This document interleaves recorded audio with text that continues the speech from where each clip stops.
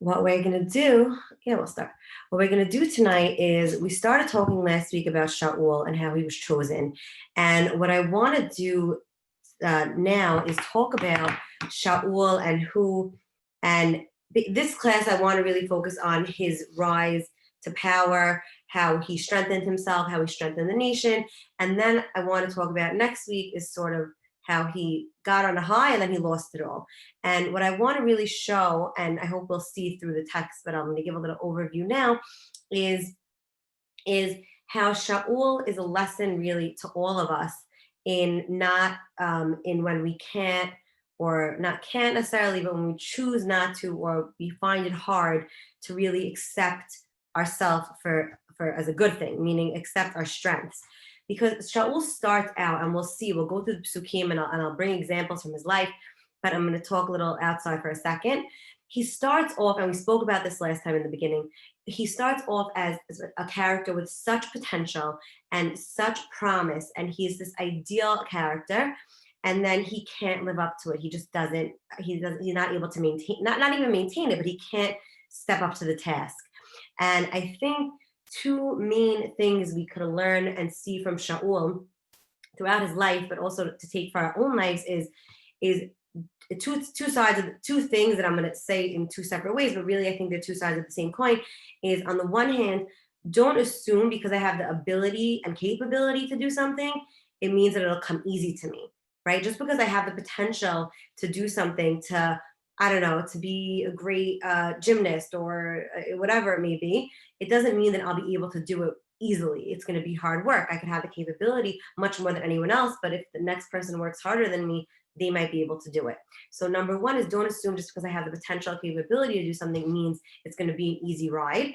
And number two is the ability to, when I objectively look at myself and my strengths and my abilities as gifts from God, and not to take them for granted, but to appreciate them and build on them and work on them and actualize them, then I'm going to be a partner with God in Tikkun Olam, and not to sell myself short in that sense. So I think, they're very similar points, but I just wanted to, talk about them a little nuancedly, in little nuances. And I think we're going to see throughout his whole career as king, as his life, is he fails to assert himself properly as king. So what I want to start with tonight is looking back a second. Well, here, this is sort of my goal for what we're going to do tonight, is talk about the solidification of Shaul's Malchut. How and when does the nation accept him? Does he accept himself as a king in terms of does he really take on that role? And then Shaul's first war, which essentially is a two-part transition from the time of the Shoftim to the time of Malchut, of monarchy, and the nail in, the final nail of Shmuel's farewell speech to move on to full monarchy. Because we spoke about, I think way back in the first class, about how this is a transitional book, essentially, from Shoftim to monarchy and building that. So I just brought in this quote because it's a pretty famous quote, and I think it really will tie it through with Shaul and different things that we're going to see. Is our deepest fear is not that we are inadequate. Our deepest fear is that we are powerful beyond measures. It is our light, not our darkness, that frightens us most, right? Our capabilities are what fear us in a way, what we're afraid of in a way, and not our failings. And with Shaul, we're going to constantly see this tension of him doubting himself, him needing to please the people, him needing to please Shmuel, but not in the correct way. His need to be a people pleaser, and as not really doing what God wants from him and what he's capable of as king. So when we see this, I think a little bit in right the first, one of the first times we meet him. So if you remember, we spoke about the fact that Shaul was anointed king a few times. We saw two. We're going to see another one tonight. That he was anointed secretly by Shmuel, that no one knew, and then he was anointed in the mitzvah before the nation. So we talked about this last week, but I want to focus on two things to transition us to the story of his first war. So we meet him, he's Nechbal HaKelim, he's hiding, no one really knows where he is, and then they take him, and the language is so, I try to picture it in your head and see the drama of it, right? So imagine there's this huge gathering of people people. Everyone's waiting to know who the king is. Everyone's like, who's it going to be? Looking around, what's going on? They're all waiting for it. They ask for it, they beg for it. Shmuel's, asking God. They're doing it in this whole miraculous way. They can't find him. They find him. They put him in front of the nation. He's standing in the middle of this whole, throng of people. And it's evident physically that he's taller. He's above the nation from his shoulders and up. He's this physically. He is a sight. He takes charge. I mean, whoever knows, I see my mom's here, my grandma, but whoever knows my brothers, I really relate to this because my brothers are all over 6 feet, closer to 6'3", 6'4". So I get that feeling of looking in a crowd and looking around for my brothers or my dad, or even my mom. She's tall. I'm the only short one in the family, but to really, to really be able to spot someone out of the crowd, and they have, there's a joke in my family, oh, you have to listen to me because I'm taller than you. But, there is a level of someone with height, in a way, demands respect. And he is this tall guy. He's apparently, we get hints that he was also very good looking. So he has the whole, physical package of it. And Shmuel tells the nation, look who God chose. So now Shmuel even says, look who God chose for you. Look at this guy. No one is like him in the nation. He's above and beyond everyone in the nation. And everyone's saying, Yichi HaMelech, long live the king. So they're really excited about it. They're really, they're thrilled by this choice. However, we see that as they end this whole ceremony, right? Shmuel talks about Mishpat HaMelech. He writes it all down. He solidifies the whole thing. And everyone's going home. And Shaul halach lebeto giv'ata v'ilchu imo ha'chayil asher naga Elohim belibam. Right? He goes with the chayil, the group, the people that it says asher naga Elohim belibam. Very poetically, that God, touched their heart. But I think it's basically saying the people who were drawn to him, who saw his potential, who saw the God-given greatness of this man. And they're leaving this whole huge, huge event, huge thing. And Bnei Belial amru ma yoshienu zeh. Then the Bnei Belial, we see this phrase a lot throughout the Sefer. The Reshaim, the no-gooders, basically the bad guys, and they say ma yoshienu zeh. How is it going to save us? And we see that was the key that they were asking for, right? They asked for a king that was going to save them from the enemies and come out in war. So he's saying, oh, like they're belittling him. They're saying, this guy's not going to save us. They didn't give him any presents, any respect. And Shaul was silent. He acted like he didn't hear, so to speak, or he passed it by and didn't assert himself. Now, to me, it's very shocking because Shaul is obviously, we see he's handpicked for the job by God, like there's no better way to say I'm the guy for this job. He was chosen in a miraculous way. He looks the part and he's not acting the part. If he's the king now, he needs to take, and we spoke about his modesty, we'll talk about it more throughout his life, but his modesty, which yes, modesty is a very important thing and a very good thing to not be haughty and not be, not to be too full of ourselves, but there's a certain level of objectivity in terms of accepting and seeing how we are.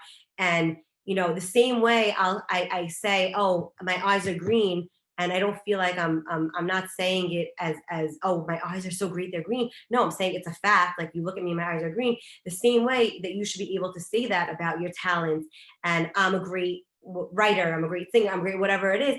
So here with Shaul, doesn't have the confidence to assert himself and be like, no, I'm the king. I am the king. I'm chosen by God. You cannot treat me like that, right? And he doesn't do that. And we're going to see how this plays out. So now this is where we left off, right? This is where we stop. We stop, and everyone goes home. Now, what happens is we then get zoomed into a story about the people of Yavesh Gilad. We'll talk more about them we're going to talk a lot about them, but I'll explain more who they are in a second. But basically what's happening is we have to still realize, just because they have the king right now doesn't mean everything's changed. They're still in a tribal mentality. They're still living with their Shevatim. They're still not fully unified under the king, even though they chose him. It takes time for political, to have a political shift like that, right? So we see that a similar theme that happened through Sefer Shoftim, which was a foreign or a nation within Eretz Israel, they would be terrorizing the people. The people would be stuck, and they would need to get help from a shofet or from other leaders. So we zoom into the story of Nachash Ammoni, Nachash, the king of Ammon, and he is terrorizing the people of Yavesh Gilad. We don't really get so much details about how long or what's going on exactly, but we do see that they are obviously at their wits' end. It has to be at least for a decent amount of time, because the people of Yavesh Gilad go to him and they say, Karat lanu brit benavdecha. They say, make us a treaty, form some alliance, will work for you. Meaning, and by the way, the language here, usually in Tanakh, brit is something that's a lot of times made amongst equals, right? But here it's krat lanu brit, not krat imanu brit. Make for us a treaty, not make with us a treaty, because they are the subjugated ones. And they're basically saying here, put us in a position where we'll be under you, we'll be taxpayers or whatever it may be, so you'll stop terrorizing us. Like we'll listen to you. And Nachash Ammoni says, okay, fine. This is how I'm going to make the treaty with you. Bin kor lachem kol ayin yamin. And if you take out everyone's right eye, v'samtiach chedpa al kol Israel, and I'll put it chedpa is like an embarrassment or a shame on Israel. So now, to us, this might seem, and at least for me, when you read it, you're like, well, wait, what kind of even request is that to take out your right eye? That's something a little bit ridiculous. But we see throughout this whole time period these physical markers of mutilation or it's a sign of shame and handicap that was actually quite common in the time, because we see in Shoftim, this is what the Plishtim do to Shimshon, to one of the Shoftim. They take out his eyes. We see that one of the kings, Adoni Bezek, in the beginning of Sefer Shoftim, he talks about how great he is, that he has all these people that he captured that now are his servants that don't have thumbs. And that was also a big thing. They would take out thumbs because archery was the main weapon of the time, a bow and arrow, and you can't do that without a thumb. Just an interesting side fact. But basically, this idea of crippling a nation, of needing to be reliant, it's an embarrassment not only for the person, but now it cripples the society. If you have a bunch of half-blind people, it's going to ruin your society, obviously. So this was they obviously, by their response, we see this is not an odd request, because their response is, okay, we hear you, but give us 7 days to see if anyone will help us fight you. So he gives them the 7-day leeway period. And now it's very interesting, because you might ask, why is he so quick to grant them a 7-day grace period? Why doesn't he want to just take them, finish them off and take their treaty of subjugation? So there's two answers that I found the commentaries talk about. Both, I think both are very plausible to the time period. But one is the fact that, which I'll talk about, that Anshe Yavesh Gilad was a little bit of and they weren't so united with the people. We'll talk about why in a second. So he didn't really believe anyone was going to help them. That was one reason that he could have been okay with that. And another reason is that he wanted there to be a war, because he felt so confident that he was going to win, was that he was like, this is what he wanted. He wanted to push on to the point of a full-blown war with Israel, because he thought he was going to be able to win. So either way, I think both of those answers are plausible. Interesting, reasoning. So I keep saying we'll talk about the people of Yavesh Gilad. So let's talk about them for a second, because it's very important to the continuation of the story. The people of Yavesh Gilad, okay, I keep referencing this, but at the end of Sefer Shoftim, there was the big incident of Pilegesh Begivah, right? Pilegesh Begivah, again, to review it, if I mentioned it a couple of times, because it keeps coming up in the context of Shoftim, of Shmuel, is the man went with his Pilegesh, with his concubine, and he needed somewhere to stay. He stayed in the Giv'ah, which is the land of Binyamin, and the people end up gang raping and killing her, to death, basically. And And because of this, there's a full-blown civil war of Israel against Benjamin. And Yavesh Gilad does not enter the war. And when we fast forward after, when they finally say, okay, we'll re-accept Benjamin, they need to find people, and they made a treaty that will never marry them, will never associate with them. They tried to block them off, and then they said, okay, this is too much. We're going to lose the Shevet of Israel. And they say, okay, well, we need to find people who weren't in the war, who didn't make this shvuah, this promise, and the people who weren't there, we have Eshkelad, and they essentially marry into Binyamin. So this is important to know because we're going to see Shaul being from Shevet Binyamin, he does come to their rescue, not only as king, but as a person in Binyamin. And who's to say if maybe Shaul's mother was from Yavesh Gilad? Like, we don't know necessarily where she, if she was one of those people, his family was very connected. So now we see that Shaul, sorry, I'm just moving this so I could see better. Okay, so Shaul was out in the field, right? He worked with the cattle, right? So the Shaul ba acharei habakar, and he hears that the Yavesh Gilad sent a lot of messengers around Israel, and the messengers come to where Shaul was in Binyamin, and he sees everyone starts crying. They're like, oh my God, what are we gonna do? And Shaul says, what's going on? Why is everyone crying?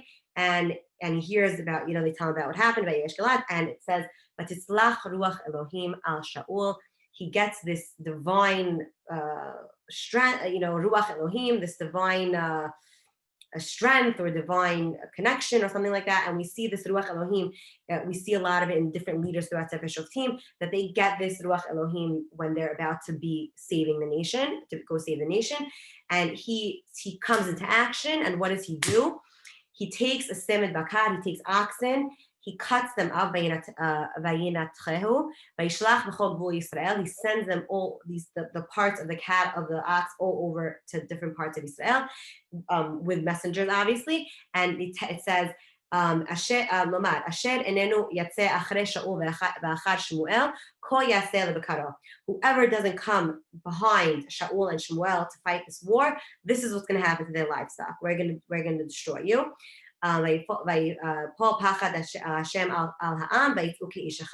nation gets afraid and they all unite together as one man to go after Shaul. So now, before we talk about what happens in the war, let's talk about this for a second, because this is a lot to unpack right now. Shaul is working with the cows. He was a farmer, a rancher, whatever you want to call it, and he was in the field. Now, a lot of commentators comment of why he was doing this, and it seems that, in part, in the theme what we were talking about, it seems that when he left, he didn't really assert himself as king, even in his own life. He was living his own regular life, continuing his day-to-day routine, and didn't really establish himself as king yet. So he's working with the fields, right? He's min hasadeh. And something else that I didn't really have enough time or I didn't really see much on it, but it is very interesting that most leaders in Tanakh are shepherds. We're going to see that with David. We saw that with Moshe. He was a shepherd. Yaakov was a shepherd. So many of our leaders were shepherds, and Shaul was working with cows, with cattle. I do not claim to be a farmer. I do not claim to know enough about agriculture and the way things work to know, if that's a significant difference or not. I noticed that was interesting, so I figured I would point that out. What else did I want to say? Okay, and also we see that he says, when he sends out his threat, he says, whoever doesn't come, achrei Shaul v'achrei Shmuel. So we see he doesn't say achrei Shaul, and that's enough. He adds achrei Shmuel. He's still linking on to the leadership of Shmuel and the publicity of Shmuel to get people to follow him. So we see here in a few instances of the story is that Shaul still, even though he left, we see he was macharish, he's working in the field, and he's using Shmuel to better establish himself. He's not fully there as king yet. Okay, so now I didn't bring all the psukim, but basically it's a very quick war. They go out to fight. They destroy Nachash Ammoni very quickly, and everyone's excited. Everyone's great. This was amazing. And also something I didn't bring in, but I want to add psukim, but I'll say is we see that Shevet Yehuda goes first. Okay, and they're counted separately, maybe I should have brought this king, but I didn't, I'm sorry. But basically they're counted separately and they go first. They are the warrior tribe. They are always on the front lines. And we see this is something that we're going to see throughout, Tanakh history, Yehuda being, sort of distinct, separated a little bit from the nation, a little bit above the nation, so to speak. And we'll see that when they split later on, when there's a split in the leadership, it's Yehuda versus the rest. So it's just interesting how that's a theme that we see throughout the Tanakh. Yehuda is always the first, and we see it starting way back in Yehuda himself, that Yaakov sends him down first to Mitzrayim. So it's just really a theme throughout of Yehuda himself and his leadership as an individual and as a tribe. So they go, they win the war, everyone's happy, it's amazing. And hold on, and now they have this whole celebratory party, so to speak. And Vayomer ha'am el Shmuel, Mi ha'omer Shaul yimloch alenu tnu hanashim v'nimitam.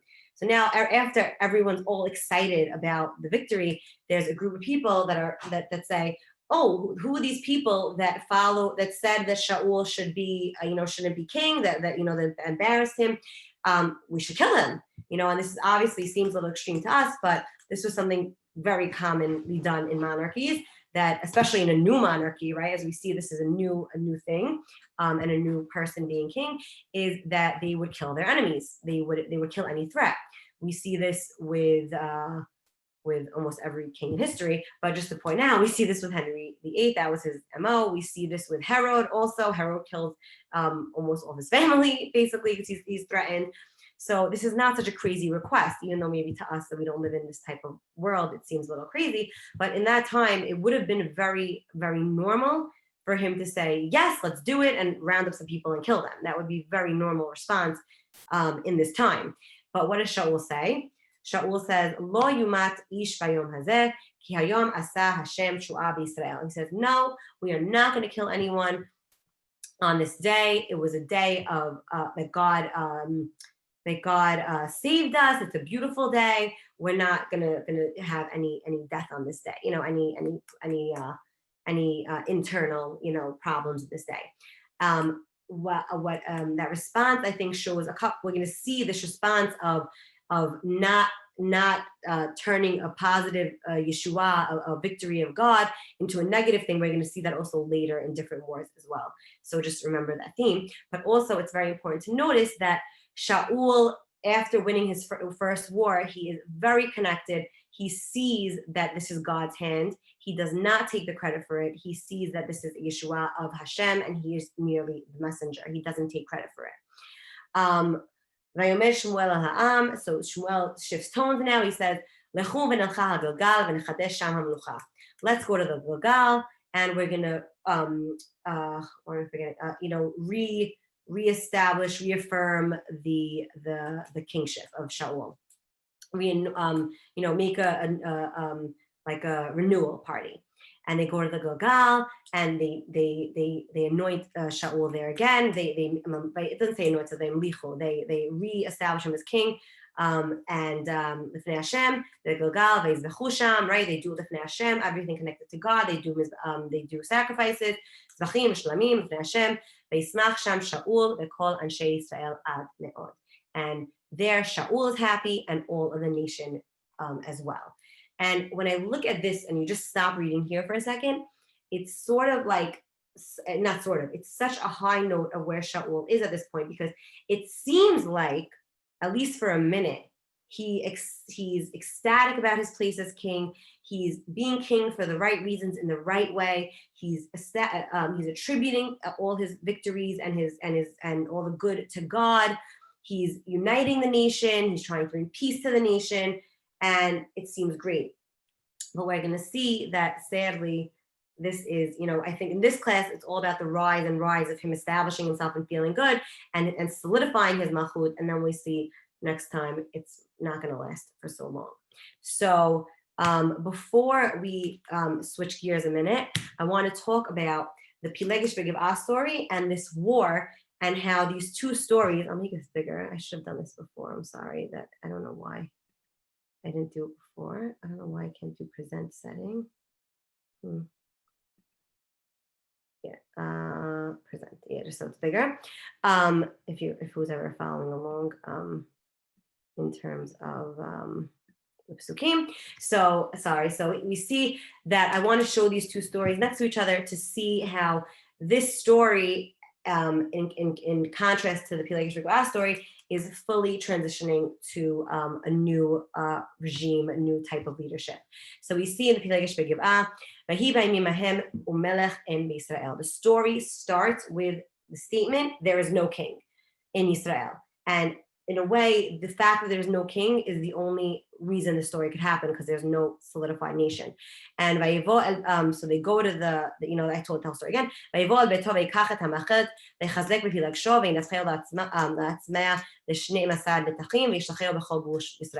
So very graphic and very brutally, what the man does after his wife is raped to death, essentially, he cuts her body up and sends a part of her body all across the nation. And obviously that's very, very graphic and very horrible. And the people see this, and this is what instigates them. This horrible, horrible thing instigates them to unite. But they unite as one man. But who do they unite against? Their own people. They unite against fighting Binyamin. They come and they go fight Binyamin. And if you could look back at the end of Sefer Plishim and read the war, Sefer Shoftim, and it's a very brutal war. It's a horrible war. It's really, really bad. And it talks about all that, but the whole end of the story says, there's no king in Israel. Everyone does what they see fit, what they see as right. So this whole crazy story, he cuts up a woman, civil war, they're uniting against, their own people, and there's no king. Everyone's doing what they see fit. Now we fast forward, and what does Shaul do? He doesn't cut up a person. He cuts up oxen as a sign. They come out ish echad against a common enemy to unite the people. And Shaul says, I will not I will not do anything against my own nation, because this is the day that God saved Israel. So we see how there's a total shift in action, in mindset of what's going on with the people. And there's no more Vayamim Hahem and Melch B'Yisrael, Ish Yashar Ben Abi Yaseh. Now we have, Ish Amirat HaMelech Yaseh, whatever. We have the people doing what the king is saying, okay? And we see that not only is this shift seen as through, the war and nation, we also see Shmuel himself sees the shift, and he takes this he takes this 1 second, stop sharing for a second because we don't need to. He takes this time specifically to make a farewell address to the nation. And it's interesting because we see, we spoke about this in the beginning, how there was no specific shift from the end of Sefer Shoftim to the end of Sefer Shmuel, showing that a time period has shifted and has changed. We see that that now, already well into the book, we see that Shmuel makes a speech, and we see that this precedent is set by leaders before him. We see Yoshua made a speech before he died as a farewell address and a tochecha and a rebuke to the nation and a warning of what to do and how to maintain their status with God. And Moshe obviously famously does this. The whole Sefer Devarim is his final speech. I mean, more specifically towards the end, but the whole Sefer itself obviously is his farewell address. So this is not unprecedented. But what's interesting about it and what's different is that this speech is not followed by him dying. He does not die till much later. He is very involved in the next leader's life. He is involved in Shaul and David's lives, very much so, which we'll talk about as we continue learning. But he accepts his role as almost as advisor as opposed to leader, right? He's sort of shifting. Not that he's going to die, but he's shifting his place under the leadership as an aide to the monarchy, advisor to the monarchy, and not as leader in his own, as his own established leadership.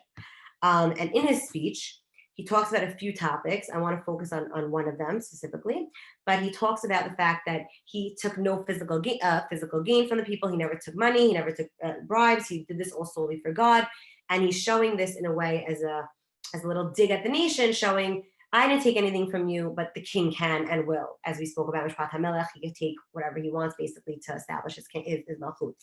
And then we see he has a historical review about key parts in history, about Yetziat Mitzrayim, about Kibush Haaretz, right? Getting out of leaving Mitzrayim, capturing the land. He talks about some very famous instances during the time of the Shoftim, which were more near to the people in that generation. They probably heard about those stories. And his theme throughout is basically whenever you're good, God will help you. Whenever you're bad, God will punish you. And it's sort of the theme of it's all about a relationship with God. Just the fact that you have a king now is not changing that. The same way God would be with you and would save you and would connect to you when you connect to him, the same way that's going to be with the king. And with the king, and the same way God would punish you and rebuke you if you weren't listening and following in his ways when you didn't have a king, the same thing with a king. It's not changing. That's not changing. It's all about relationship. Yes, the king is part of that now, but it's not going to save you if you're not, having a proper relationship with God. And then at the end, he sends out, as a sign for proving his point, basically, he says there's going to be rain now, and it's the summer. It's the Zman HaKatzir. It's the summertime, and in Israel, and I gave a class on this. You can look for it. About the relationship of rain and water to Eretz Yisrael versus other lands.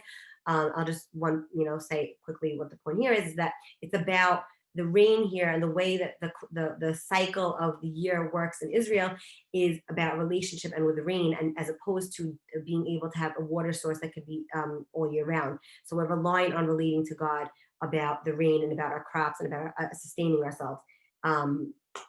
So it's a big shock when that happens. The people pray and they're like, please stop the rain. The rain stops, and they basically end the speech, and then we sort of end here with a full acceptance of Shaul's Malchut. And here we see, right? They have this massive, we talked about the massive korbanot and party of re-establishing his Malchut. And we have